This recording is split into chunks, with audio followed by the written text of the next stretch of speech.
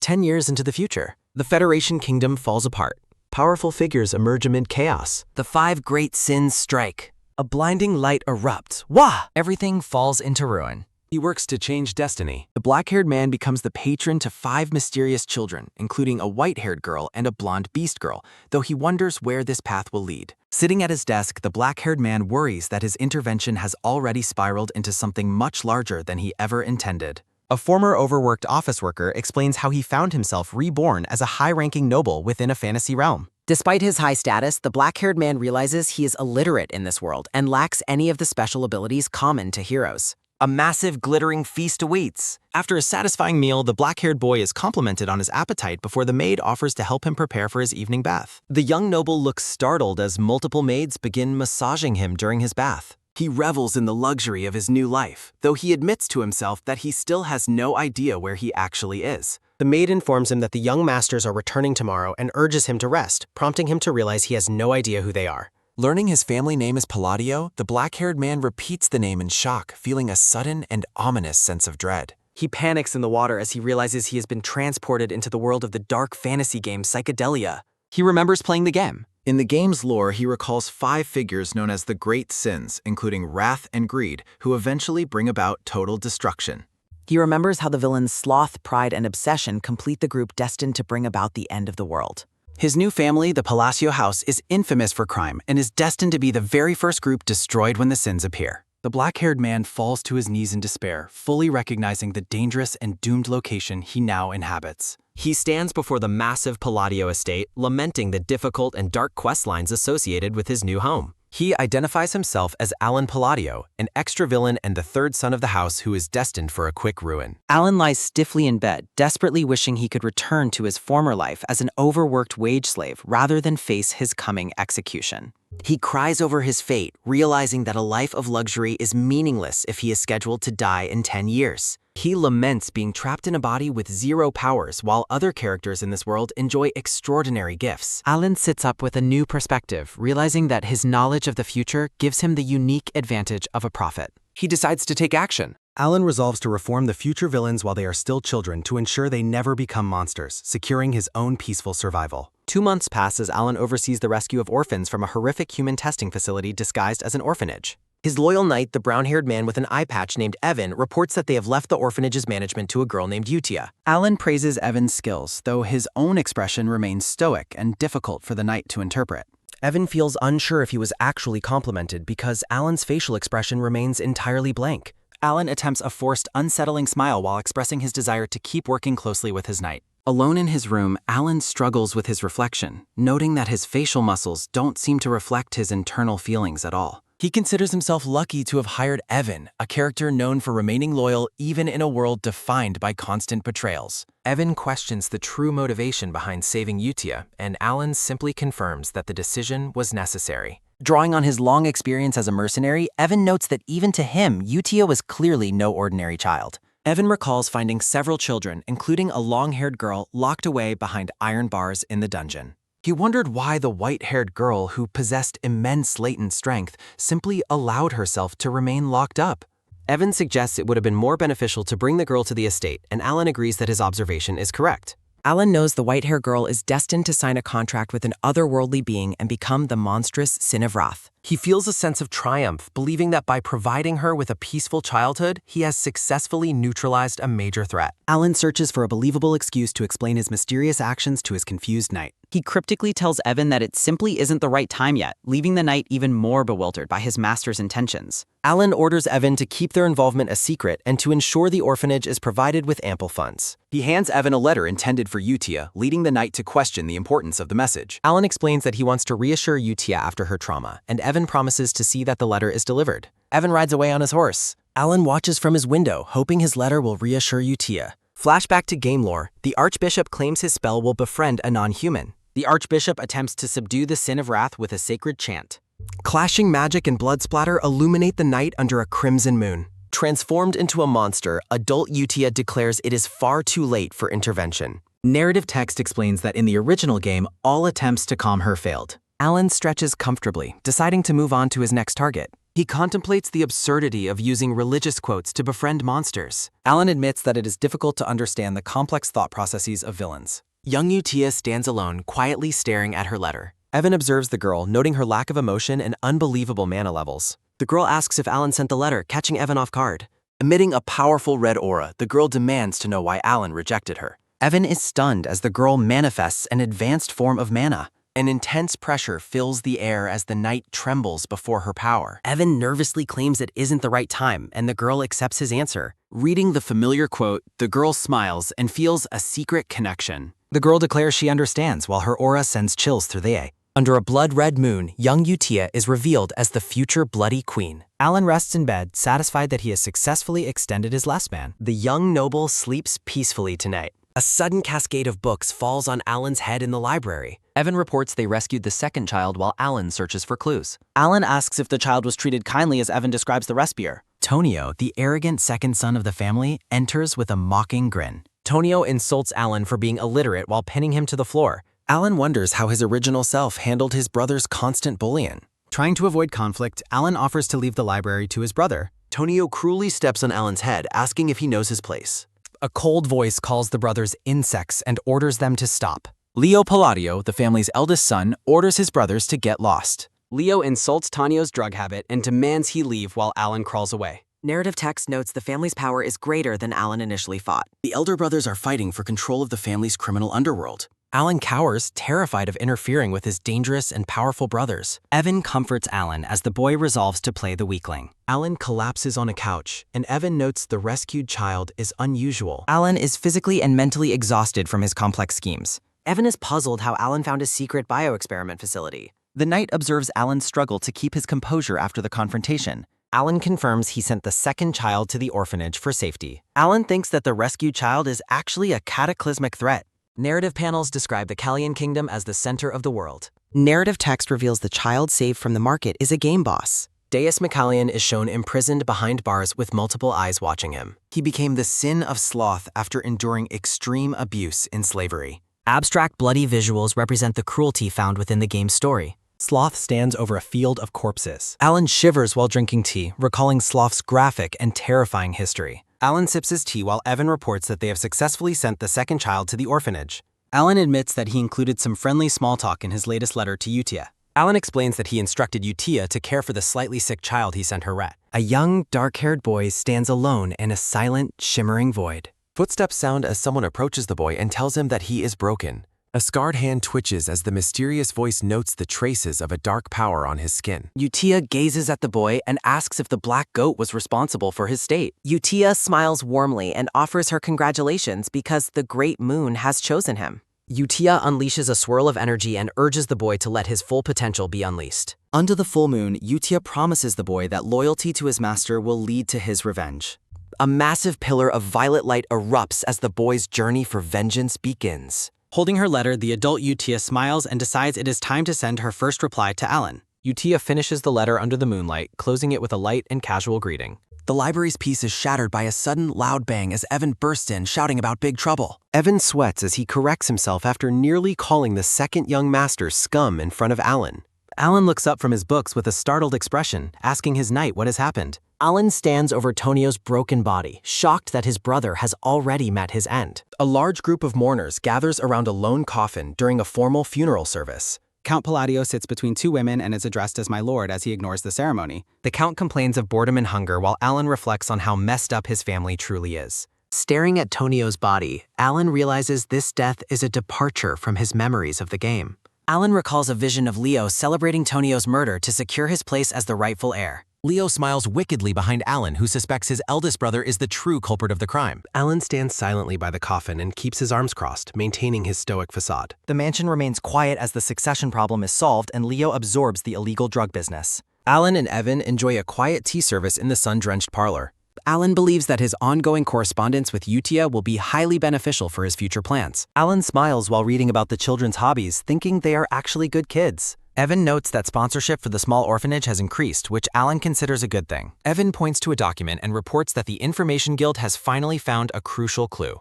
Alan is relieved, believing the clue will lead him to the ancient book regarding the third boss. The grand tea room remains peaceful as the two men discuss their next move. A sudden, wet splatter sounds as a man screams out in agony under the red moon. Two guards discuss the generosity of the eldest Palladio as their criminal organization continues to grow. The guards are startled as they are suddenly struck down in the dark street.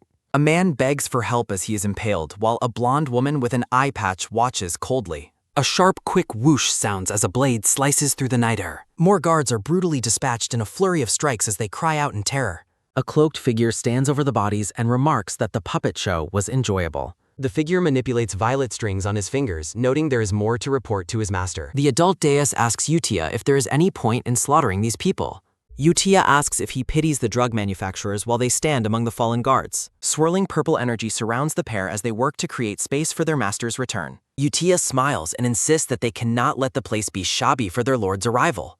A bright pink shockwave of magical energy pulses through the entire city block. The two figures float high into the night sky, acting entirely according to their master's will. The Blue Moon organization declares that they shall be the sword of their mysterious master. A massive crater in the shape of a crescent moon marks the site of the night's destruction. The scene fades into shadow as debris falls through the dark and empty air. The Palladio mansion stands tall and undisturbed under a bright, clear morning sky. A long, weary breath sounds as Evan returns and collapses onto the grass. Evan gives a thumbs up while reporting the fifth child's successful rescue. Alan crouches down to offer a slice of cake to his grumbling knight. Evan demonstrates his agility while catching macarons midair during a training session. Alan dismisses his knight for rest after confirming orphanage duties are finished. Sitting together on the lawn, Evan questions if his young master is truly happy. Alan insists he is smiling despite his neutral and weary expression. Alan lies back on the grass and reflects on how well his plans are progressing. Violent images recall the torture the future sins endured in their original timeline. Narrative text explains the low chances of saving the children from their horrific pasts. Silhouettes of the 5 rescued children stand before the orphanage building. Evan hands over a letter while confirming that things at the orphanage are going well. Flashback panels show the children transforming from broken dolls into happy, playing kids. Alan wonders if Utia's background has made her particularly sentimental toward the orphanage. Alan notes that Utia is quite nice, while Evan asks if the letter contains important information. A floating letter reveals that the children are growing up healthy and happy. The children enjoy a bright, flowery day at the orphanage together. Alan tells his knight that the right environment is the most important factor for growth. Evan asks when the master plans to meet the children in Herson. Alan admits that he never plans on meeting the children he saved. Shards of glass depict the terrifying and monstrous versions of the sins from the game. A sudden, sharp gasp sounds as Alan admits he is still terrified of their potential power. Alan eventually suggests they could perhaps meet in 5 years. Alan practices magic in the garden to ensure he can protect himself.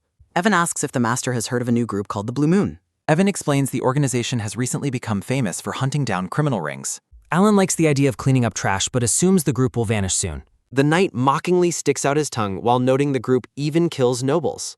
Alan orders his knight to sleep next to his room for added security. The mansion stands quiet and illuminated under the deep blue night sky. Adult Utia looks up curiously and asks about the status of the North. A young blonde cat girl rubs her eye while beginning her report. Solrong grins proudly after taking the heads of all the slave traders. The blonde girl laughs about killing the traders who couldn't identify her eye color. Rin reports that the corpses were melted while clutching a book. The green-haired girl confirms that she has finished operations in the south as well. Deus laughs while reporting the destruction of illegal human testing grounds. The white-haired boy smiles wickedly while describing how he slaughtered the Avalon organization.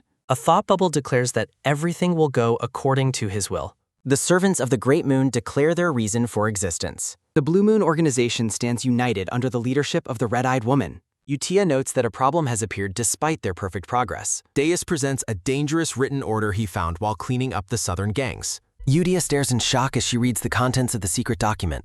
The group stands together in the dark room as they process the news. The document reveals a plot to poison the sun after the Count's death. Utia's eyes glow with intense rage as she prepares to respond to the threat. 2 years later, a formal funeral is held for the deceased Count Palladio. The Count lies in state after his death was publicly attributed to heart failure. Alan suspects his father died of an overdose while rumors of the Blue Moon spread. Leo and Alan discuss a recent massacre while the eldest brother confirms the targets were eliminated. Leo's internal monologue reveals his growing concern over the Blue Moon's increasing caution. The Count's funeral concludes in an atmosphere of utter indifference as Alan and Evan leave the hall. Leo watches Alan's departure from the ceremony with a cold and calculating stare. Evan is shocked when Alan begins packing to leave the estate permanently to avoid the succession battle. Alan reveals his plan to run away and live a quiet life far from the family drama. Alan names the southern town of Rodmill as their new destination for a peaceful retirement.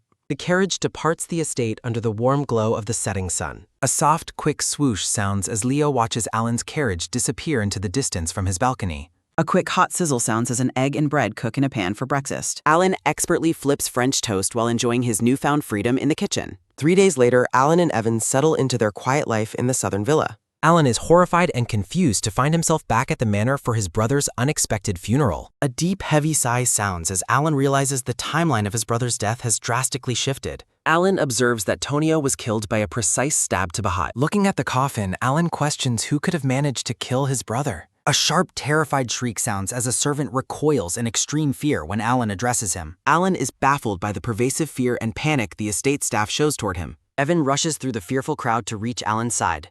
Alan asks if his knight has uncovered any information regarding the recent tragedy. Evan whispers that the killer is linked to the organization that destroyed Avalon overnight. The staff continues to scramble away in terror as Alan reflects on the mysterious assassin. A soft, rhythmic trot sounds as Alan's carriage traveled toward Rodmill in a flashback. Alan had insisted that Rodmill was his ultimate destination to escape the original game plot. Narrated text explains Alan's secret mission to save the future sins from their horrific fates. A cheerful, bright laugh sounds as the rescued children enjoy a peaceful picnic in the woods. Alan notes that Rodmill is the perfect location for a life disconnected from the main story. Alan dreams of living as a lazy noble while doing absolutely nothing for the rest of his days.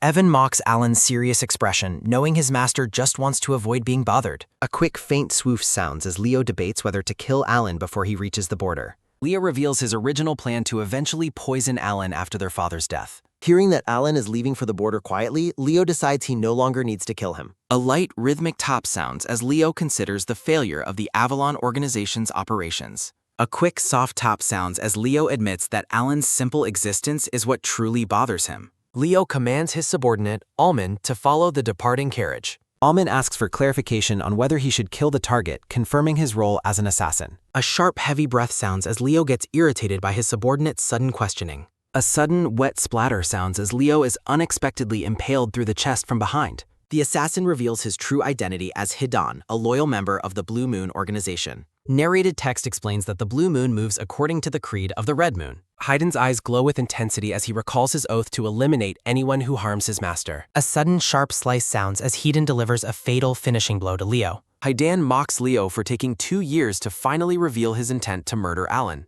A quick, dull thud sounds as Hidan discards Leo's body from the high balcony. A light, quick top sounds as Hidan watches the corpse fall, declaring that his master gave him a chance. Alan wakes up with a bright yawn, declaring his life in Rodmill to be absolute heaven. Alan stretches comfortably in bed, grateful for a peaceful day with no responsibilities. A slow, happy chew sounds as Alan praises his own cooking while eating toast. Evan bursts into the room with a letter, interrupting Alan's quiet morning meal. Alan's peaceful retirement ends after only 4 days when a formal letter arrives requesting his return following Leo's death. A heavy, booming sound echoes through the hall as Alan and Evan stand solemnly beside Leo's open coffin. A sharp, fearful gasp sounds as Alan notices the estate servants cowering away from him in absolute terror. Evan explains the absurdity of the current situation while Alan stands frozen in shock at being labeled a shadow leader. Distressed and tearful, Alan desperately asks his knight to explain why he is suddenly being treated like a villain. Evan points out that Leo's murder and Alan's perfect alibi make him the only person who benefits from the tragedy. While Alan remains frozen in disbelief, Evan notes that the destruction of Avalon and Leo's death removes all his obstacles. Evan dramatically strikes a pose while mocking the idea that Alan is the mastermind who ordered a swordmaster's assassination.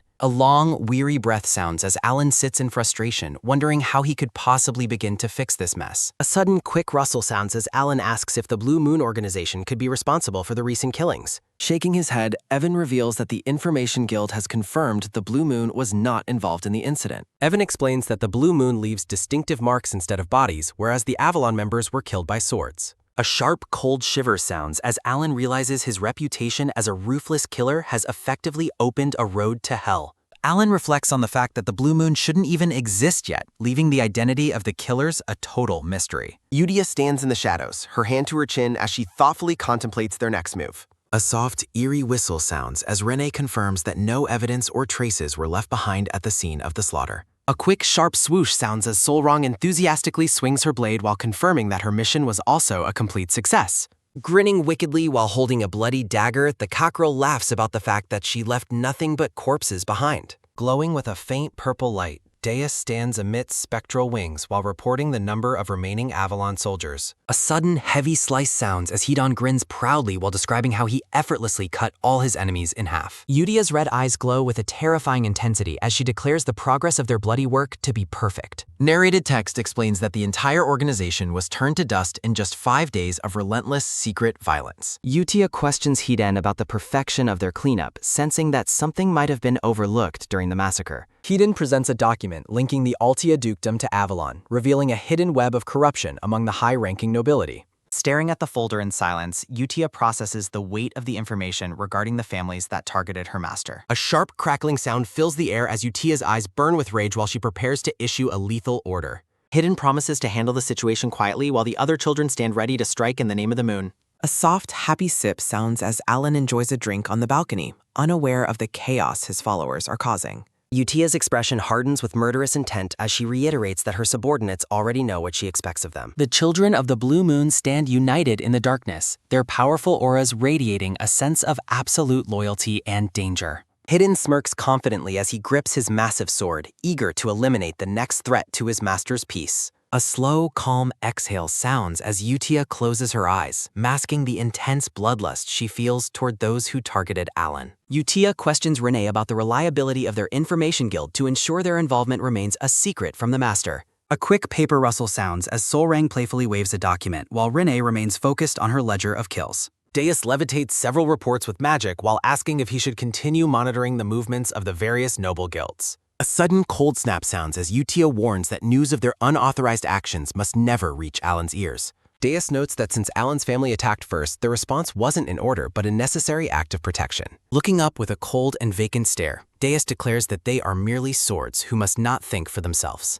The crescent moon shines through a window as the children remind themselves that their organization must only follow their master's will. Utia stares down with glowing red eyes, warning the others that Alan knows everything and they must never disappoint him. Alan looks on with a bead of sweat, confused as to why a powerful girl like Utia would be so terrified of him. A soft, quick rustle sounds as Deus clutches the reports, acknowledging his role in the group's secret, violent operations. The Moonlit Mansion stands quiet as the group reaffirms their ultimate goal of doing everything for the Great Moon. A faint, weary groan sounds as a voice pleads for an end to the overwhelming burden of responsibility. A sudden dull thud sounds as Alan collapses onto a desk covered in an endless mountain of paperwork and documents. Exhausted and tearful, Alan laments the fact that his life as a noble has turned into a nightmare of endless administrative duties. Alan reflects on the fact that Leo's death happened years earlier than expected, ruining his plans for a lazy, peaceful retirement. A sudden, heavy thud sounds as a group of nervous servants arrive with even more stocks of documents for Alan to sign. Alan wonders why the staff is suddenly working so diligently when they used to be lazy and skip their duties. The servants cower in extreme fear, assuming Alan is furious because they mistakenly believe he is a cold-blooded mass murderer. Exhausted, Alan wonders if the staff's newfound diligence is a result of rumors labeling him a secret mastermind. A sudden, sharp crackle sounds as Alan is addressed by his title while sitting before a roaring fireplace. Evan reflects on the situation, finding it truly remarkable. A rhythmic, low hum sounds as Evan expresses shock that Alan reached the second tier in Poisoncraft in just 2 years of self-study. Evan notes that such progress usually takes twice as long, while Alan humbly accepts the praise for his talent. Alan admits he only practiced so hard because he felt constantly threatened. A quick, sharp buzz sounds as Alan reflects on the intense mana control required for master-level techniques. A faint, soft hiss sounds as Alan Master recalls using every type of magic available in this world. A sudden, quick whistle sounds as Alan remembers his initial excitement and his plan to avoid danger through knowledge. A long, heavy exhale sounds as Alan laments that his tiny mana capacity is holding back all his efforts. A system notification illustrates how innate mana capacity acts as a natural limit, similar to an athlete's weight class.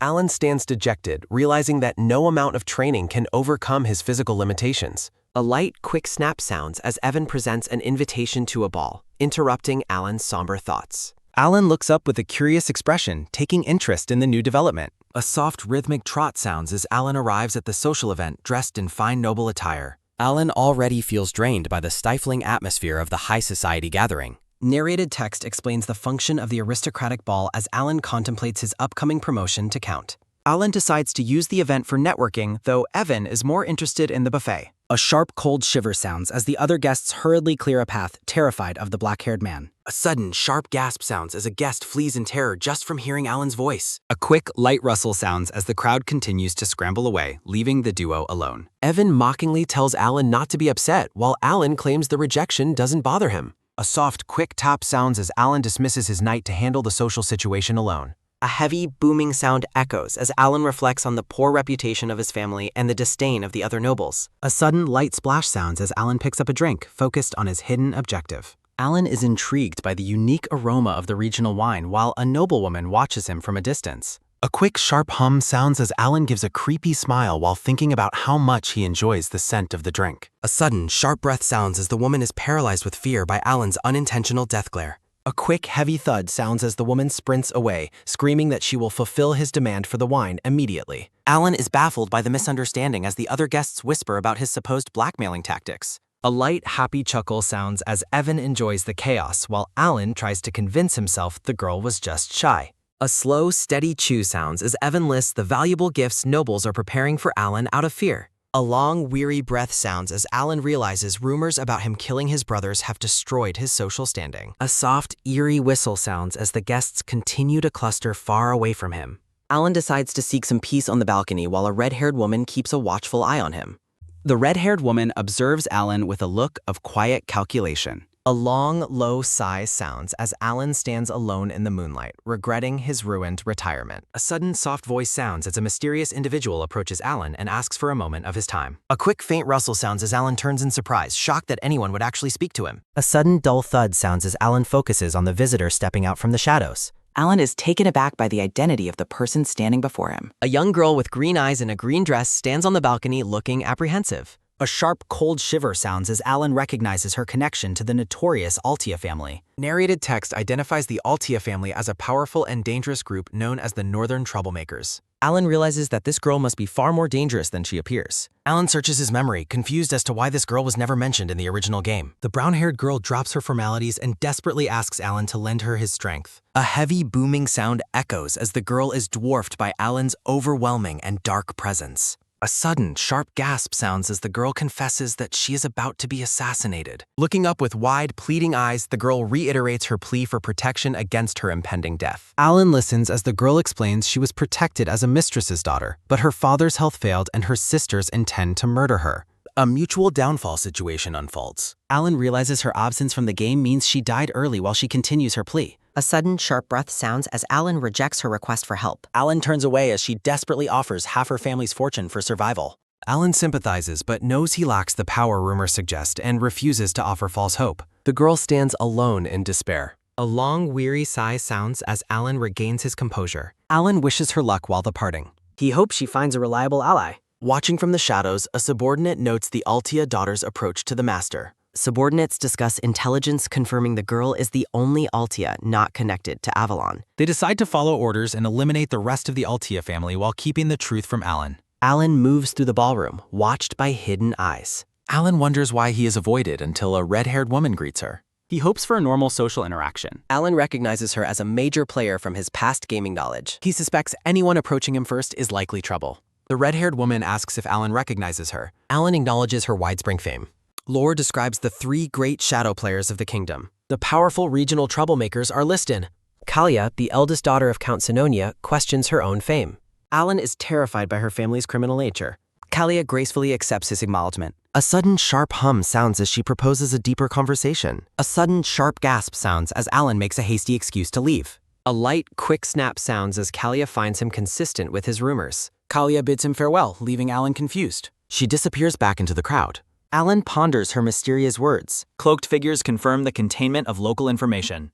They identify tails following Alan at the ball. A rhythmic, quick trot sounds as they move to eliminate the threats. Alan and Evan reach a massive canyon.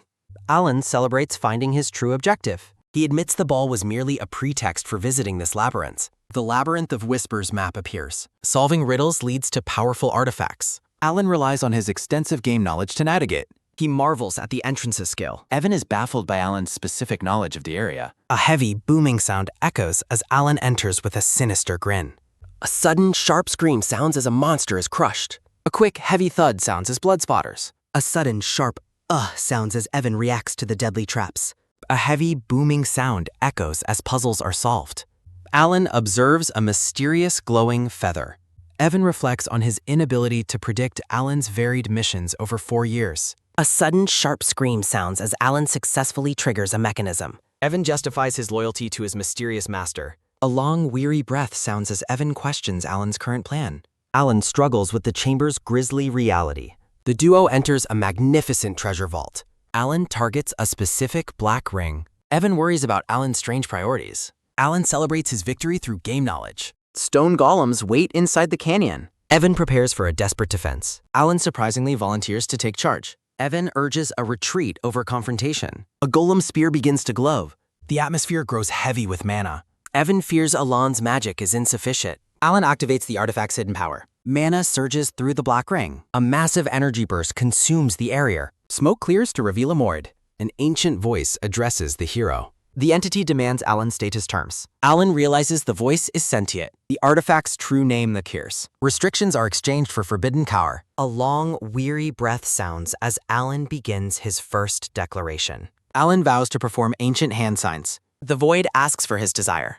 Alan seeks to manipulate world laws. Alan prepares his second binding vow. Alan vows to use specific incantations. Alan demands even more magical strength. Silence falls over the cosmic void. Alan bets everything on his memories. The final restriction is officially granted. The entity expresses ancient gratitude as Alan questions his inheritance. The ring merges with Alan's Gai. Evan's warning is cut short mid-battle. The enemy golems surround the duo. Evan fears their magic has failed. Alan's lightning looks weak in skull. Alan acknowledges his physical magic limits. He decides to test the gamble. Alan prepares his final magic strike. He focuses on his heavy sacrifice. Alan wonders why he still feels the ring as the narrative notes he briefly zoned out. He tests the limits of restriction. The price of power is revealed. Lightning surges violently from his hand. Blinding energy erupts within the canyon. A massive explosion levels the battlefield. A blinding orb of blue light surges with power. On a rocky cliff, Alan and Evan watch as massive pillars of lightning descend into the canyon. Alan's hands blur as he weaves complex magical signs amidst a storm of electricity. A sharp electric sizzle sounds as Alan narrows his eyes, focusing his absolute control over the raging mana. A thunderous, ground-shaking boom echoes as a colossus of lightning obliterates the valley below. A sudden, sharp gasp sounds as Evan stares in disbelief, the reflection of the massive spell dancing in his eye. Violent arcs of electricity crackle across the air. A heavy, bone-crunching crack sounds as the stone golems are pulverized by the sheer force of the magic. Amidst the rising smoke, the duo stands over the shattered remains of their enemies. A sudden, sharp explosion sounds as a golem's weapon is vaporized along with its arm. The stone giants disintegrate into fine rubble under the relentless electrical onslaught. Sparks and static electricity linger in the scorched air. A low, echoing rumble sounds as the dust settles over the now silent canyon. Evan expresses his total shock and disbelief at the overwhelming display of power. Evan questions if Alan has been hiding his true strength, but Alan dismisses the idea as impossible. Evan is flabbergasted, struggling to believe that such destruction came from a mere second-tier spell after his 15 years of experience. A soft, quick tap sounds as Alan calmly confirms the spell's low rank while Evan remains speechless. Alan is privately perplexed, noting that the spell's power far exceeds its version in the original game. Narrated text explains that in the game's combat system, sigils and incantations provided small stat boosts per turn. Alan's current Chain Lightning spell was vastly improved by stocking 4 incantations and sigils over 5 turns. Multiple Thunderblades were synthesized, creating a configuration designed for large-scale destruction. The entity's gratitude reveals that Alan's strict adherence to ancient restrictions amplified his magic severalfold. Alan admits the result was overkill, while a drained Evan trails behind, relieved to finally escape. A long, weary breath sounds as Evan collapses in exhaustion, claiming the journey is harder than the fight. Looking toward a massive dome in the distance, Evan wonders who could have designed such a terrifying place. Alan remains silent, recalling that the Whispering Labyrinth once held a far more significant name. A quick light blink sounds as Evan asks Alan to repeat his quiet mutterings. A soft rhythmic sway sounds as Alan announces their return to the east, intending to pursue a new goal. A sudden, sharp sounds as Evan is taken aback by Alan's relentless diligence. Historical records describe how matching a sigil's element to a spell's nature was fundamental to ancient magic. Unlike the game's static visuals, each sigil now physically alters the spell's appearance and properties. Under the moonlit sky, Alan prepares to test his limits once his mana reserves have fully recovered. A soft, rustling wind sounds as a green-haired girl watches the duo from a high vantage point. A quick light dash sounds as a figure moves through the trees like a ghost in the night. The girl studies glowing blue inscriptions on a stone wall, identifying them as script from the Elanafi Empire. A quick, light rustle sounds as the green-haired girl looks up, her expression filled with quiet intensity. Ancient text describes how Swordmaster Pallion once stood alone to protect a dear friend. A soft, quick slide sounds as the girl gently touches the glowing runes on the weathered stone. Lore panels depict a legendary battle where a hero repelled the Black Ones and defeated a heart-devouring dragon. The inscriptions formally acknowledge the legacy of the Radiant Emperor, the Great Pallion. The girl reflects on her origins within the ancient library, where she was born to carry out a great mission. Alan realizes Pallion's influence while the girl notes that the Bloodia Queen's presence contradicts historical records. A sudden, sharp sizzle sounds as the image of a red-haired woman with horns and glowing eyes appears. Alan stands before a massive statue of a knight, pondering the reverence once held for Pallion. The girl is troubled, realizing that the incantations Alan used are completely absent from her library's records. A soft, mournful sigh sounds as the girl feels ashamed for merely following orders without understanding. A quick, sharp rustle sounds as the girl turns to address someone who has just arrived in the forest. A mysterious figure in a dark cloak informs the girl that the man in black has been killed. A sudden, sharp crack sounds as a vision shows a man's neck being lethally twisted midair. The girl stares into the darkness, deciding to report these strange anomalies for proper handling. The scene shifts to the Zenonia Count's house, a dark and imposing structure shrouded in vines. Kalia reflects on Alan's chilling, abyssal gaze, feeling the weight of his unfeeling presence from their meeting. Despite her secluded nature, she finds it unsettling that she has become a subject of such intense fame. Standing in her father's study, she questions the strangeness of her sudden renown with a skeptical look. Her father, busy with his writing, dismisses her concerns as a natural consequence of her high noble status. A sinister smile plays on Kalia's lips as her eyes glow with a predatory crimson light. A sudden sharp swipe sounds as a swirling vortex of dark energy manifests around her true form. Kalia looms over her father with a triumphant smirk, clearly revealing who holds the actual power. Inner narration reveals that Kalia is the true master of the house while her father serves as a mere puppet. She is deeply troubled, wondering exactly how her secret was exposed to those watching from the shadows. Kalia notes the presence of many observers, including the detection of a spy she had strategically planted. A sudden quick dash sounds as a frantic servant rushes through the hallway toward her. The breathless man urges Lady Kalia to return to her chambers immediately due to a discovery. A sudden heavy thud sounds as she discovers the lifeless, blood-stained body of her spy lying on the floor. They conclude that the secret remains safe since the protective seal on the man was never triggered before death. Kalia realizes with mounting dread that her primary vulnerability has been compromised from the very start. Elsewhere, Alan ponders his next move while Evan lies completely exhausted on a nearby sofa. The narrative moves to the Altia ducal territory, showing a carriage navigating the grand and sprawling estate gardens. Loria contemplates Alan's formidable nature, recognizing that he is an opponent who should never be taken lightly. She recalls his alias as the noble of the underworld, noting his eyes match her father's coldness and intensity. Though he was her final hope, she understands why he rejected a deal with such high risks involved. She remembers how her siblings ruthlessly stripped her of everything, leaving her with absolutely nothing left. Standing before the massive ducal palace, she reflects on surviving solely through her father's lingering mercy and affection. A soft, quick creak sounds as a maid welcomes Lady Loria back home with unexpected urgency. The servants deliver the shocking news that Lady Feline and Lord Kig have suddenly taken their own lives. Loria is frozen in total disbelief, her eyes wide with shock at the sudden and violent deaths. She knows their treacherous nature too well to believe they would ever commit suicide out of guilt. With a trembling voice, she inquires about the fate of her other elder siblings, Tamalian and Marianne. Horrified cries echo through the palace as the staff discovers yet another grisly scene in the Grand Hall. Tamalian and Marianne are found dead, their bodies gruesomely impaled together in a terrifying display. A bird soars through the golden sky as a mysterious message about a wider world appears in the light. A silver-haired girl with red eyes announces that a special directive has been delivered personally to the group.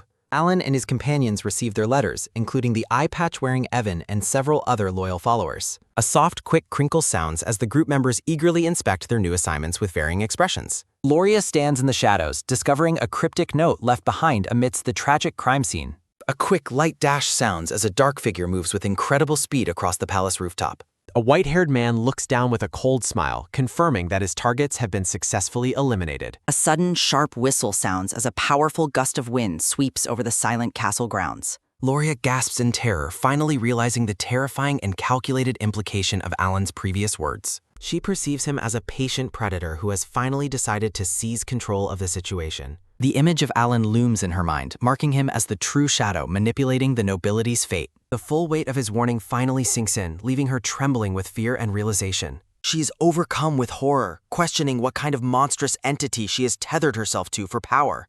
Knowing the fate of those who betray him, she realizes the extreme danger of her current position. Steel fills her eyes as she resolves to continue down the dangerous path she has already chosen. A rhythmic, soft knock sounds as messengers from Duke Altia arrive at a sunlit manor in the city. Alan is confused when informed that he has received a special delivery on the Duke's personal orders.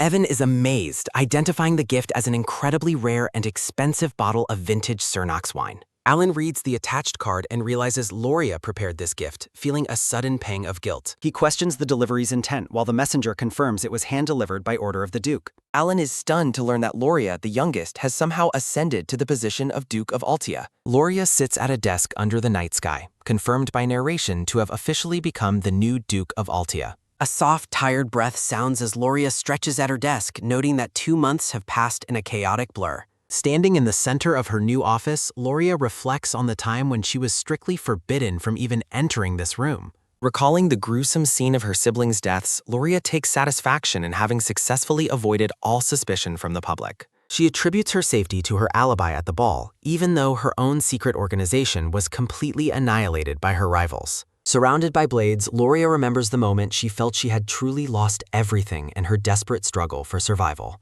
Horrified by the realization, Loria understands that Alan purposefully manipulated her dire situation to advance his own hidden agenda. She notes that while Alan dismissed her initial offer with cold indifference, he meticulously handled every subsequent detail with absolute perfection. Walking through the grand hallway, Loria concludes that Alan only reached out because his master plan required the influence of the Altia territory. Loria observes that despite her success in unifying the organizations under her command, her strength still pales in comparison to Alan. She looks at the ducal crest and wonders what more Alan wants from her, specifically pondering his connection to the name Palazzo. Alan is depicted as a powerful underworld tycoon, leaving Loria to question what unique value the name of Altia holds for him. She deduces that Alan seeks the political renown of the Altia family to further solidify his control over the kingdom's affairs. In her mind, Alan appears as a cold manipulator, holding chess pieces over a board to signify his control over the political world.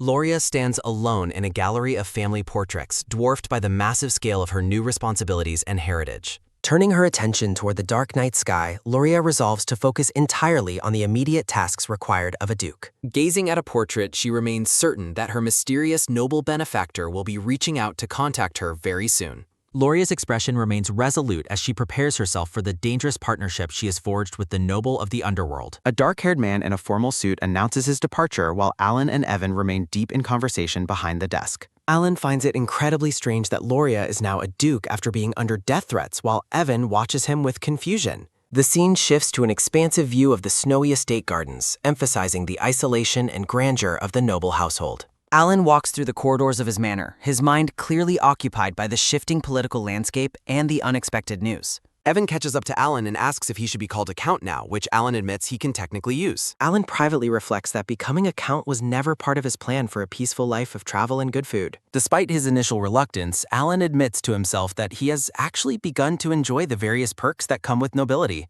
Walking together, Alan asks if there is any news on Leo's assassins, but Evan reports that the Information Guild is still investigating. Evan questions Alan's ultimate goal in this pursuit, asking if his motivation is driven by a simple desire for personal revenge. Alan wonders if these differences from the game's original plot are butterfly effects he caused, deciding he must be prepared for anything. Evan chuckles, noting how much Alan has started to sound like a proper noble, while Alan simply goes along with the observation. A soft, quick crinkle sounds as Alan opens a letter, curious to see what new updates he has received this time. The letter describes the children's lives, showing Utia writing, Dakis performing puppet plays, and Sialong playing games with her friends.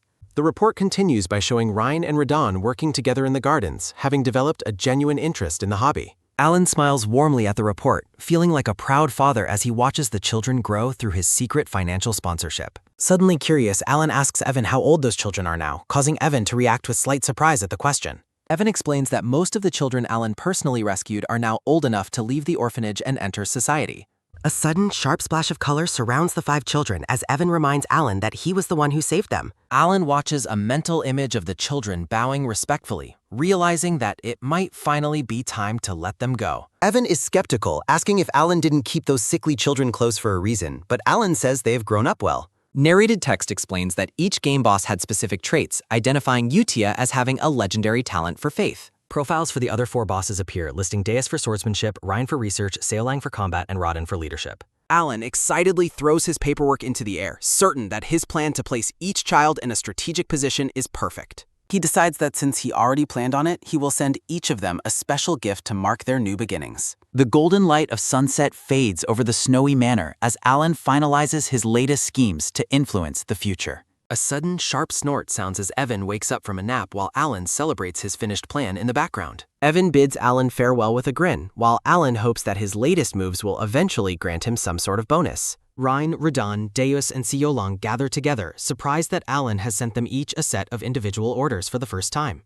Seolang cheers with excitement as they prepare to read their new tasks, though Ryan suggests they check their previous letters first. A soft, quick rustle sounds as Utia studies her envelope, noting that Alan's new orders appear to require a very high level. The group asks if they are permitted to read the letters now, and Utia confirms that Alan has finally decided they should see them. Diaz questions if the letter is truly an order, while Ryan observes that it appears to be nothing more than ordinary small talk. Utia reveals that their benefactor intentionally disguised the official orders as casual conversations from the very beginning. She explains that Alan personally selected each of them, using the letters to designate targets, assign missions, and demand reports. Deus realizes the secrecy is meant to prevent information leaks as Utia insists they must clearly understand and execute every mission.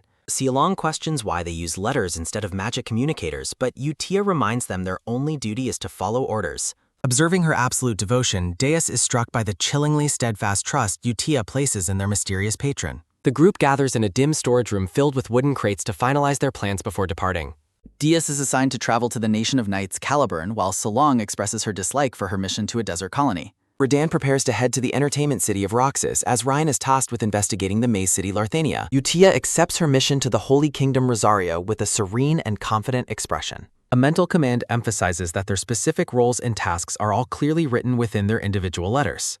Each member recounts their unique goals, from Deus becoming a knight to Ryan locating the hidden gifts Alan provided. Utia issues a final, stern warning for none of them to ever mention the name of the Blue Moon. The 5 companions walk through the town square under a bright sky as they set off on their separate journeys. 3 months later, stacks of books and papers clutter a desk illuminated by a candelabra and bright morning light. A soft, tired breath sounds as Alan laments finding no information regarding the recent changes in magic and incantations. Alan asks for an update on Leo's assassin, but Evan reports that the Information Guild has still found no leads.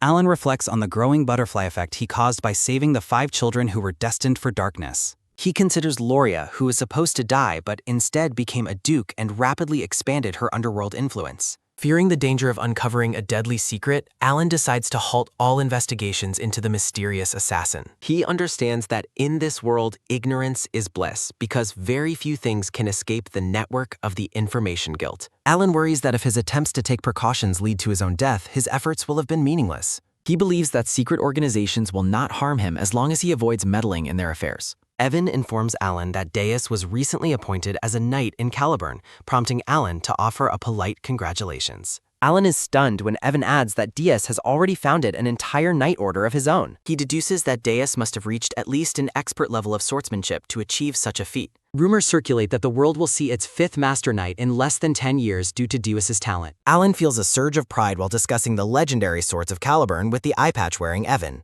The sun shines over the grand white stone architecture and manicured gardens of the noble estate. A year passes as Evan enters the study with urgent news while Alan is still adjusting to his duties as a count. Alan looks up in pure shock as he hears the latest, unbelievable update regarding one of the children. High-ranking swordmasters are described as superhumans who have mastered the Aura Blade and unlocked a unique ability called derivation. Evan clarifies that Deus is on the verge of becoming a swordmaster, though he has not yet created his own derivation. Deus has already gained national recognition by winning a high-stakes duel against the kingdom's 4th-ranked sword. Alan recalls that the nation of Caliburn has been at war with northern barbarians for more than a decade. Evan explains that realizing and moving mana typically takes 15 years, while achieving derivation takes several decades. Legend says that the first sword Reinhardt became the youngest Master Knight in history at the age of 32.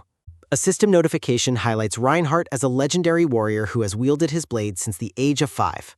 Alan is perplexed that even with unbelievable talent, it took a legend like Reinhardt over 20 years to reach that level. He struggles to understand how a child who previously had no knowledge of swords has become a master knight so quickly. In a moment of selfish humor, Alan wonders if he can benefit from Deus's immense power sooner than expected. He notes with a hint of sadness that he still only receives regular letters from Utia. Alan grumbles to Evan about how the children haven't sent him any direct correspondence or thanks for the gifts. Each of Utia's letters contains detailed news about the lives and progress of the other deadly sins she grew up with. Alan feels slightly slighted that the children he saved have never once reached out to thank him personally. A sudden, sharp slap sounds as Alan strikes his own cheeks to refocus, feeling thankful they haven't destroyed the kingdom. Evan pats Alan on the shoulder as the two men look out the tall window at the vast escape grounds. The sunset paints the sky over the capital of Caliburn, identifying it as the residence of high-ranking nobility. A company of heavily armored knights marches through the city streets as the military remains on high alert. A lone figure in dark armor stands silently in a grand hall, silhouetted against the purple light of the evening sky. Deus exhales, introduced as a master knight. His purple-haired sister greets him toughtfully. Deus waves back with a gentle smile. Recalling the past year makes him embarrassed. Darkness consumes everything he once held dear. He watches helplessly as his sister vanishes. Despair turns into an uncontrollable, burning rage. Crimson light flickers through the heavy shadows. Imprisoned and alone, he clings to hope. He joins the Blue Moon for revenge. Lethal training shapes him into a weapon. He is confused by a sudden personal order. He wonders what secrets this place holds. He stares ahead with intense purple eyes. He finds his sister working in secret. The long-lost siblings share a tearful hug. She cries in disbelief at his return. Sobbing, he holds her tightly at last. They kneel together in their emotional reunion. He asks what happened following their separation. She looks at him with teary release. They sit at a table together. She describes being dragged away by enemies. Prisoners are held in a tall tower. A mysterious figure performs a dark ritual.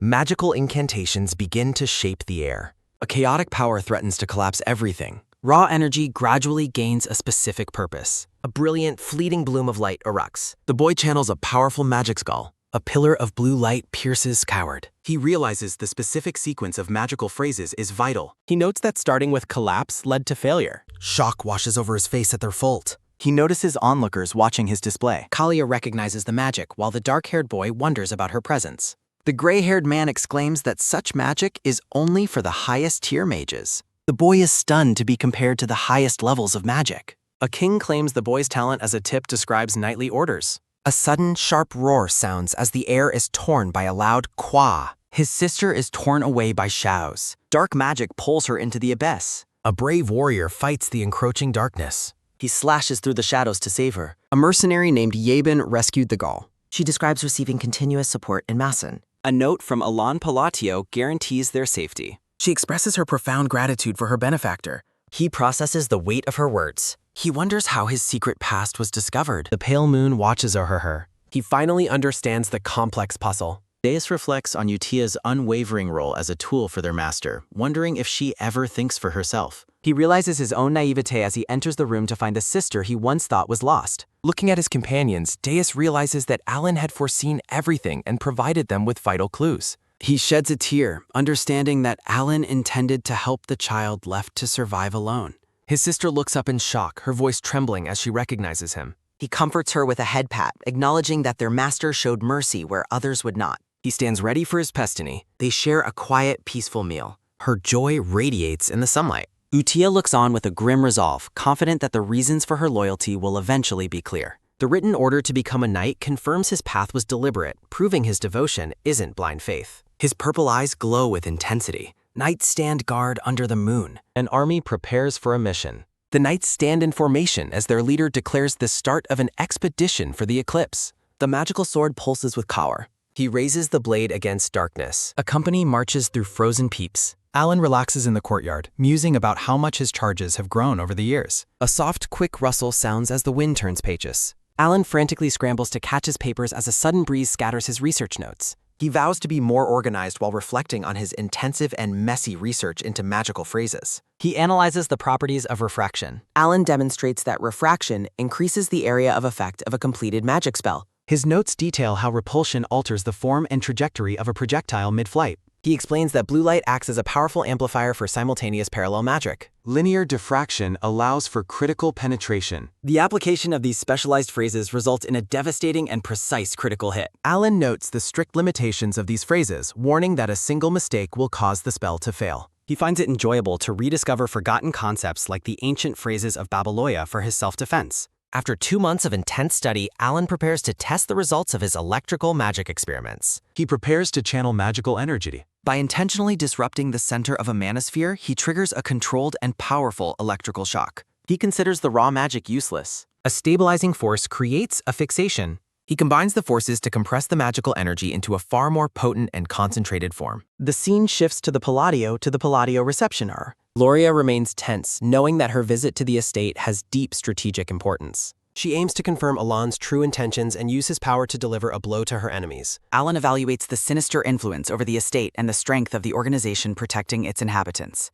Loria is baffled to see her arrogant companion shaking with uncontrollable fear. Despite his reputation as a powerful 5th-rank mage, Bianchel is reduced to a cowering, terrified mess. Loria realizes something is horribly wrong as she feels the overwhelming terror radiating from the mage. She wonders if the magic is ancient. A sudden, sharp rustle sounds a shoe that's up. Alan enters the room and Loria sharply questions what business brings him to the Palladio estate. He gazes at them with indifference. Alan takes a seat and offers a polite apology for the sudden visit as the negotiation begins. Loria admits she got lost searching for Alan, who calmly accepts her excuse. Alan makes it clear that the ability he used was not an origin. He wonders what rank his magic would even hold if he had to level it. He explains that his magic serves no defensive or offensive purpose, being essentially functionless. A floating thought suggests it is best for them to keep what they witnessed a secret. Bianchel fearfully claims he saw nothing while Loria is baffled by his submissive tone. A sudden, soft sigh sounds as Alan asks the real reason for their visit now that things are cleared up. Loria insists they were just nearby to pay respects, though Alan remains unconvinced. He tells her he has too much work to spare time for idle conversation. Loria thanks him for the audience and prepares to take her leave. Alan suggests that she visit Duke Altia if she is looking for someone to speak with. He stares with an intense gaze, implying he has a specific feeling about that meeting. He notes they would likely get along well, which causes Loria to sweat in nervousness. Loria curtsies politely, stating she might follow his advice and visit the Duke. A sudden, sharp rattle sounds as the carriage begins its journey away from the manor. Yaban and a guard discuss why the disgraced Zenonia family would come looking for them. Chibi Alan panics at the thought of power-hungry people pestering him over his magic. Yaban remarks that Zenonia would never approach their underworld rival, Altia. Alan tells him with a weary expression never to come to him alone again. The carriage rolls past a scenic village as they discuss Count Pallacio's magic. Loria sits in the carriage, still questioning if the magic was truly a legendary origin. Bianchel denies it while sweating profusely, recalling Loria's shock at his earlier reaction. He explains that origins are absolute laws of magic granted only to the highest archmages. A sudden low hum sounds as he uses his observation eye to reveal the Count's true power. He admits he activated his special sight to analyze the Count's magic during their talk. A dark, menacing version of the Count is silhouetted against a chaotic red energy. Bianchel recalls the terrifying sphere of magic that Alan manifested in the study. He explains that the magic was simultaneously warping and collapsing laws while remaining stable. He calls it an absurd miracle that defies all reason while Loria listens in silence. Intense energy glows in Bianchel's eyes as he describes the encounter. Blue magical arrays shatter like glass against a background of rising red shadows. A massive blood-red eye stares out from the center of the dark abyss. The Count stands before a massive dark tree of energy that towers over everything. Bianchel clutches his head in pain, realizing that seeking more knowledge is far too dangerous. He asserts his certainty as a researcher of forgotten and ancient magical eras. A dire warning appears on a blood-spattered background advising against opposing the Count. Loria agrees that discerning his intentions is pointless and decides to visit the Duke. Alan appears as a giant master of fate holding dice over models of the various houses. Loria realizes with a cold sweat that she has already become one of his pawns. A sudden, heavy step sounds as Yebin approaches Alan with new information. Alan is stunned to hear that Zenonia and Altia have actually formed an alliance. He panics at the thought of a shadow alliance causing the kingdom's collapse. He remembers his own words and realizes she followed his suggestion too perfectly. A sudden, quick rustle sounds as Alan tries to calm his racing thoughts. Yaban hands Alan a report while they both look concerned about the news. Alan writes a letter to Kalia, apologizing for his blunt and cold behavior. He instructs Yebin to deliver the message to Loria through the mercenary connections. A sudden soft sigh sounds as Alan wonders what Radon and Sialong are doing. He worries about the safety of the children, fearing they might have died. A system window describes a golden gauntlet and the fallen sinner of pride. Alan considers the resources he provided for her survival. The scene shifts to the desert nation. A lonely cave sits amidst the sands. A sudden, soft rustle sounds as she walks through the night. The Beast King girl cheers after her successful ordeal. She offers thanks to the moon for her gift. She realizes the tribal essence is no simple time. Her golden eyes burn with newfound purpose. She recalls the legend of the Golden Mane tribe. A gentle hand pats her head in remembrance. She reflects on the tribe's ancient, legendary heirloom. The heirloom grants immense power and divine authority. She endures a fierce trial within her inner world. Reality sets in as the golden power manifests. She remembers her dark past as a test subject. Painful memories of imprisonment and injury surface. Her resolve hardens for the path ahead. She vows to repay the kindness shown to her. A sudden heavy thud sounds as she lands. She realizes her destiny goes beyond the arena. Her gaze sharpens with a singular burning goal. She aims to become the strongest gladiator alive. A sudden, loud boom sounds as power explodes. A sudden, soft rustle sounds in the desert breeze. She looks out over the vast moonlit desert. She turns away, ready to begin her journey. The tribe's glory shall rise after 5 centuries. Alan suddenly remembers a piece of important information. Yiban reports on the whereabouts of the children. Alan is baffled by Xialong's new Golden Flash Arius. Yeban shares uncertain news about Radan's current location. A land's intense glare makes Yiban visibly nervous. A sudden, sharp rattle sounds at Alan's travel plans. They discuss traveling to the distant blue magic power. Yeban leaves to begin the necessary travel preparations. Alan collapses in exhaustion at the thought of travel. He reminisces about his memories of Labyrinth City. He recalls the depths of the famous grinding map. Valuable artifacts and relics fill the labyrinth steps. Renee prepares for her upcoming magic appraiser exam. Alan worries her appraisal gift was insufficient. The scene shifts to the mercenary city, Lurthania. A secret shop hides in the southern district. The shop quietly caters to the city's elite. A lord receives word that his appraisal is finished. The masked appraiser presents a mana-ignited device. The relic glows, revealing its powerful imprinted ability. The customer laughs, delighted by the improved efficiency. A sudden, soft chime sounds as the door closes. Renee removes her mask with a solemn expression. Renee stands startled in her shop as a sudden, sharp light flashes. A sudden, low creak sounds as the green-haired girl exits through the door. A sudden, soft hum sounds from the mana-ignited device on the pedestal. Renee smiles, recalling when she was first told to become an appraiser. She understands Alan's true identity as a friend of Palin from an ancient era. Renee wonders how becoming an appraiser helps in eliminating the mysterious black things. She enters a dark room where a chained, glowing relic sits upon a pedestal. The eye of the stalker rapidly identifies items below a specific mana threshold. Rin senses the relic's substance is unique as a sudden, sharp snap sounds. Golden chains shatter as the powerful eye artifact begins to react. Renee declares that she must awaken this item to fight the black things. A sudden low whir sounds as energy beams from the artifact into her tool. Renee notes she still requires hundreds of sacrifices to fully awaken the power. The device only accepts high-tier relics, and any mistake resets the entire process. A sudden, soft rustle sounds as she hugs the artifact, claiming her unique destiny. She vows to kill the Black Wolf according to the Great Moon's will. A sudden, sharp rattle sounds as the carriage arrives at the Blue Magic Tower. Fenya Christine, the Vice Tower Master, demands they state their business and leave. Alan and Yevon face the busy, blue-haired mage who demands they hurry up. Alan recalls she was a once-in-a-lifetime genius who reached the 8th circle at 20. The Blue Magic Tower holds immense status and monopolizes the production of essential goods. Alan introduces himself as Count Palladio while sweating at the mage's intense attitude. Alan mentions the time gate while Fenya frantically searches through her cluttered desk. Fenya stops her search in shock as Alan claims he can eliminate the gate. The time gate is a crock to a subspace that creates destructive anomalies. A sudden, sharp tsk sounds as Fenya mocks Alan's lowly magical talent. She dismissively tells them to leave, ignoring Alan's attempt to get an answer. A sudden, soft sigh sounds as Fenya mocks his claim to the gate's treasure. A sudden, loud bang sounds as she slams the table, questioning his audacity. She accuses him of seeking a stunt to fix his reputation as a lucky heir. A sudden, sharp crackle sounds as she warns them against causing a ruckus. Alan notes that despite her workload, she is surprisingly well informed about outside rumors. Fenya's mana flares intensely, filling the room with a cold blue light. A sudden, low whisper sounds as Yevon warns that she is incredibly dangerous. Alan bets his entire property on his success as Fenya calls him a fool. Alan offers to make an oath for just a little of her time. Fenya stares back with a cold and silent gaze. They reach the heavy vault as Fenya promises to take his wealth if he fails. A sudden, sharp click sounds as the door opens and Fenya evaluates his competence.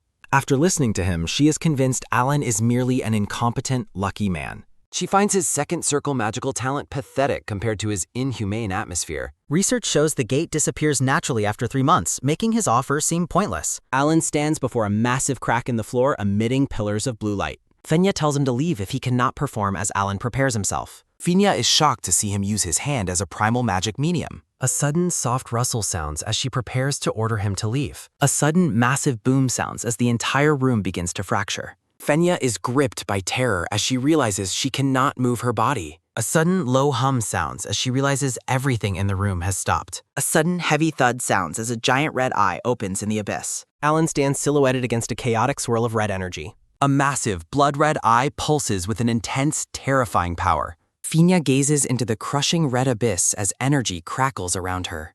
Her face pales in sheer terror as she realizes that everything around her has stopped. A sudden sharp ring sounds as a blue magical array activates within her eye.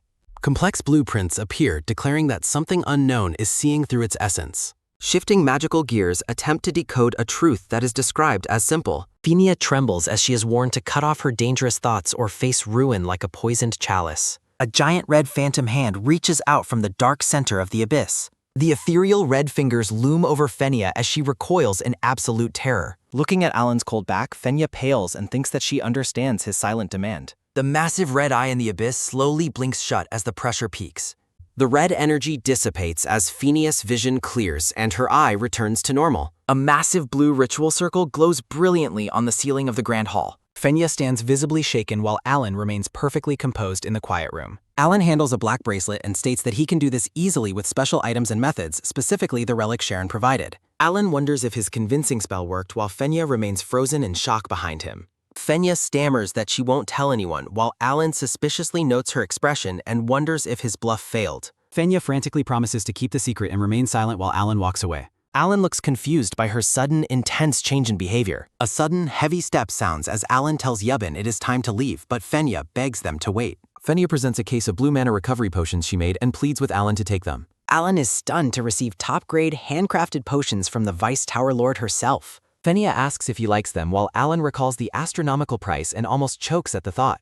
Fenya insists she will keep silent about the Count's request, while Alan wonders if she is just over-thankful for closing the gate.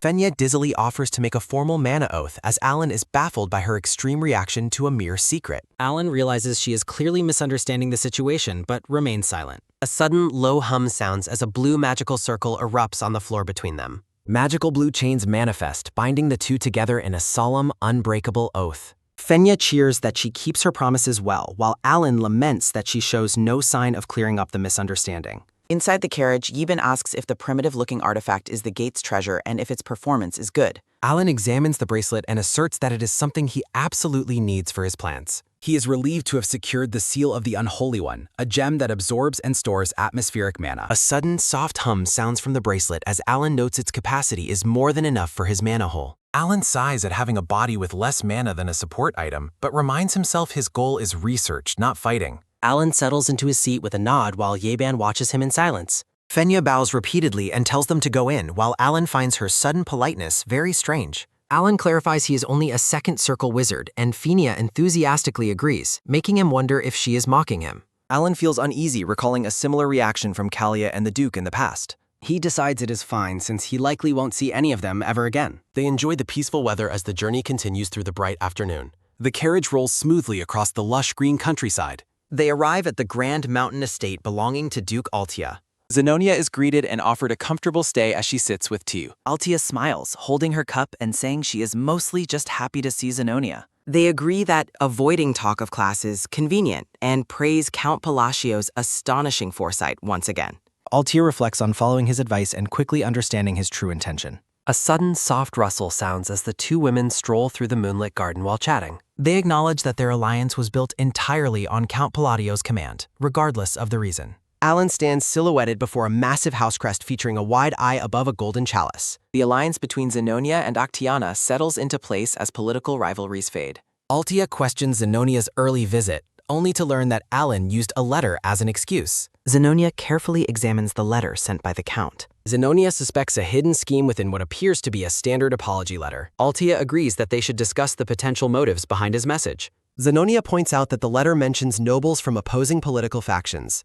She notes the specific affiliations of the various nobles Alan interacted with at the ball. The two women realize that Alan seems to hold no allegiance to any established faction. A chilling thought arises regarding the total elimination of the current social order. They decide to reach a conclusion based on a more logical interpretation of his actions. They conclude that Alan's ultimate goal is to dismantle the nobility and establish a new regime. Zenonia reflects on how her reputation was leveraged to elevate her to the rank of Duke. Altia is certain of success given the powerful support Alan has already secured. The two allies sit in a sunlit parlor, contemplating their place in the coming changes. At the Blue Magic Tower, the Tower Lord ponders the rumors surrounding Count Palladio's nature. Salai Micardo demands a detailed report from a visibly drained Fenia. Fenia's typical arrogance has been replaced by a state of absolute traumatized humility. A sudden, sharp cough sounds as Alan chokes on a sweet potato during a campfire break. Alan accepts water from Yaban, finding the simple meal surprisingly delicious despite the mishap. The two men rest by the fire as the sun sets over the horizon.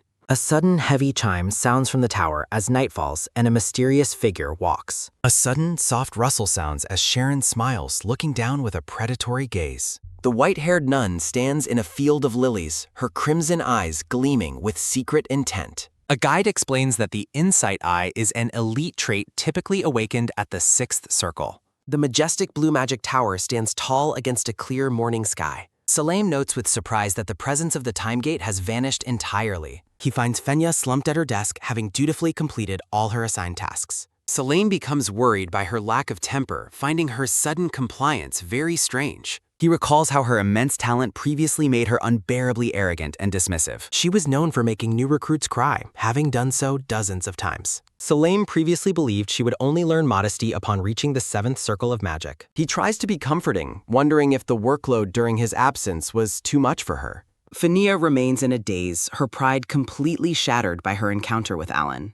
Potions sit on a shelf as the tower confirms that the Count indeed closed the gate. Salam is intrigued that an oath prevents Fenia from explaining how the gate was closed.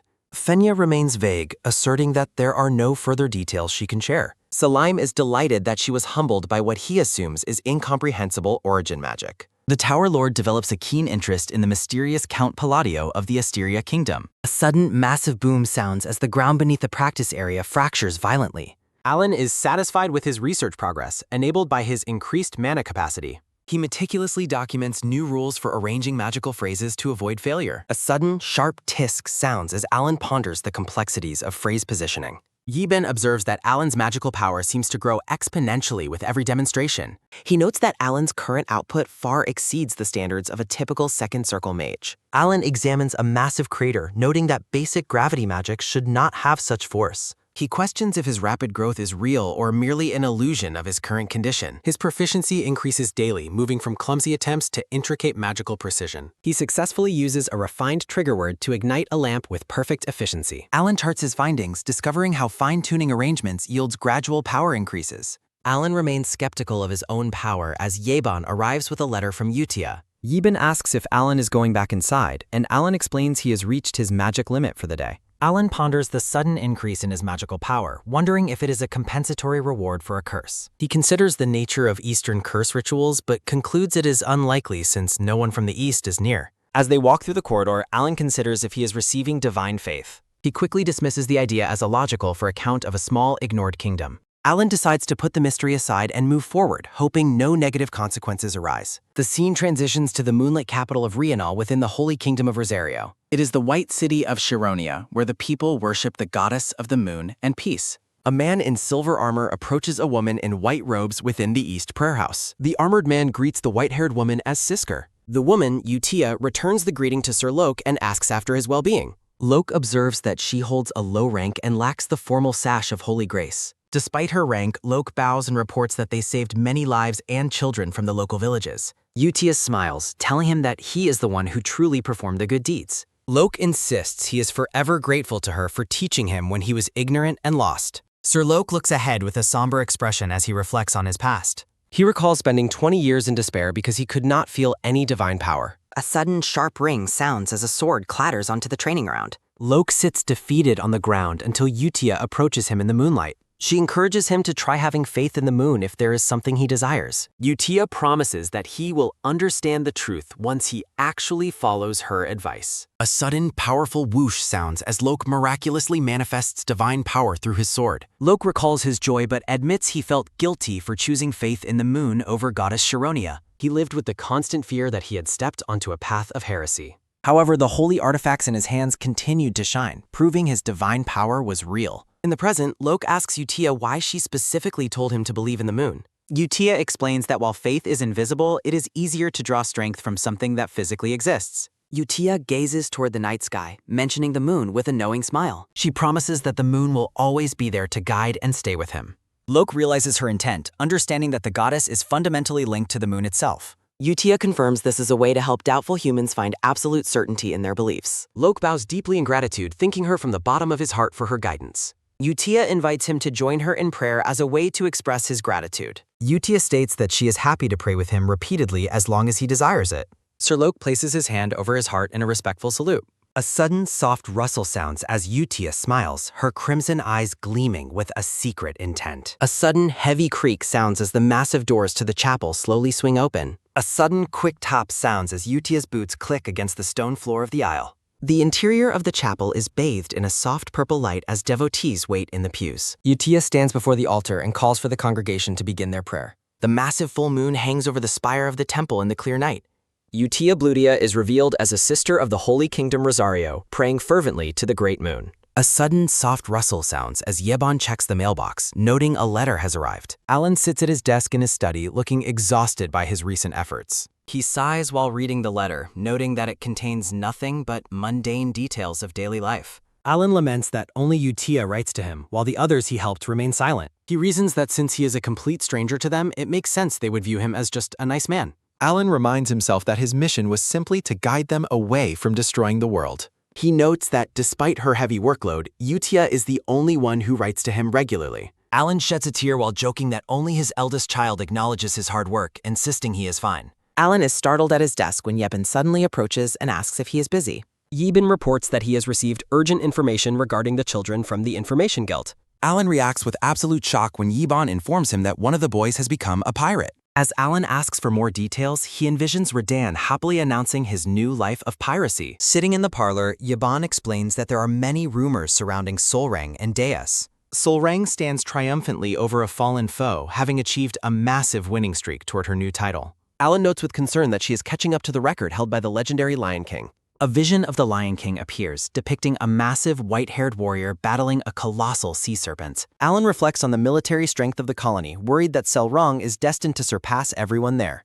Yebin continues the report, noting that Decius' order has already executed a prominent barbarian chief. In the snowy distance, Deus stands beside a flag bearing the emblem of the moon. Yebin explains that the group Deus leads is known for rituals that allow them to transform into monsters. Alan recalls the intense battles he faced in the game against the barbarians and their god, Ultorus. Alan is relieved that he won't encounter that god yet, while Yeban notes Deus is now a master swordsman. After learning Renee successfully opened a mystical appraisal shop, Alan feels she is doing well on her own. Alan returns to his greatest concern, desperately asking for confirmation on whether Radan truly became a pirate. Yebin mentions the Seven Archipelagos, a region near the coast of Roxas where powerful pirates reside. Alan falls to the ground in despair upon learning Radan is now the captain of the largest pirate island. He laments that his goal for Radan to live a proud, average life has been completely upended by reality. Radan's natural talent for finding enemies is highlighted as he dives deep into the sparkling ocean waters. As a sea godkin, Radan easily navigates the depths to salvage precious relics from the seafloor. Alan is speechless as Yebin explains that Radan has effectively become a lord among the pirate nations. Alan struggles to understand how someone as young as Radan could have possibly defeated a superhuman captain. He wonders if Radan leveraged the powerful gems he salvaged to secure his high-ranking position. Alan remembers the grueling hours he spent playing the treasure-hunting minigame just to obtain similar artifacts. Feeling like a weary father, Alan slumps in his chair while Yeban asks if he is feeling all right. The scene shifts to the coastal horizon of Roxas, a massive maritime city within the Principality of Korkia. Beyond the busy coast lie the tropical islands known collectively as the Seven Paradises of Pirates. The sprawling city of Roxas is revealed, bustling with ships and architecture overlooking the bright blue sea. On a wooden floor, the shattered remains of a famous pirate captain's sword serve as a grim trophy. A sudden heavy thud sounds as a black boot lands firmly on the stone ledge of a tall building. Radan is revealed in his new role, standing tall as the formidable captain of the First Archipelago. Radan looks off into the distance with a neutral expression, letting out a soft hum of contemplation. Sitting alone on a high rooftop overlooking the city, Radon admits to himself that he is feeling lost. He gazes at the sky, wondering about the true nature of the great moon mentioned in his orders. Radon reflects on his past, acknowledging that he was initially just grateful to the man who helped him. He remembers being a slave destined for death before his hidden abilities were finally awakened. He notes that his previous work felt more like following Utia's lead until he received a direct command. Under the light of the full moon, Radon examines a handwritten letter containing orders he finds incomprehensible. He questions the logic behind becoming a treasure hunter, feeling a deep sense of internal conflict. Radon's expression hardens as he resolves to begin his quest for revenge as quickly as possible. He recalls a distant time of peace when his family lived happily on a hidden, beautiful island.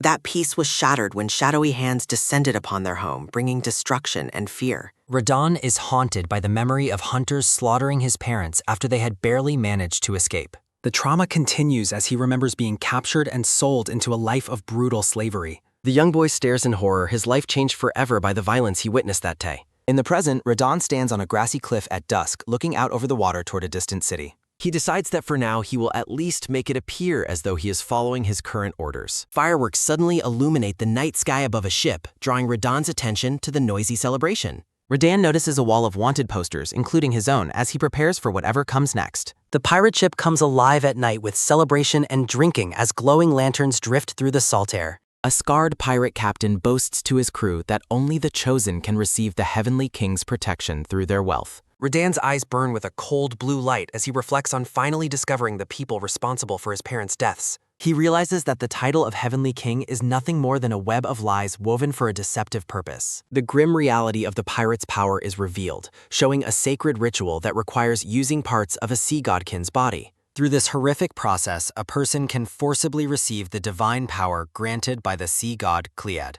A colossal, ethereal manifestation of the sea god looms over the devotees as they offer up the stolen blue gems. The water below the worshippers turns a dark, bloody red as the true cost of the ritual is made clear. A sudden loud bang sounds as fireworks illuminate falling wanted posters, celebrating the captains who wield this stolen strength. Radon's face is cast in deep shadow as he seethes with hatred for the hunters who destroyed his past. He recounts the unthinkable cruelty of the hunters who desecrated his parents' bodies by splitting them into 7 pieces. His reflection shimmers and distorts in the dark water, mirroring the deep, swirling turmoil of his vengeful spirit. The scene fades into a brilliant blue light as the weight of his tragic history settles over the quiet ocean.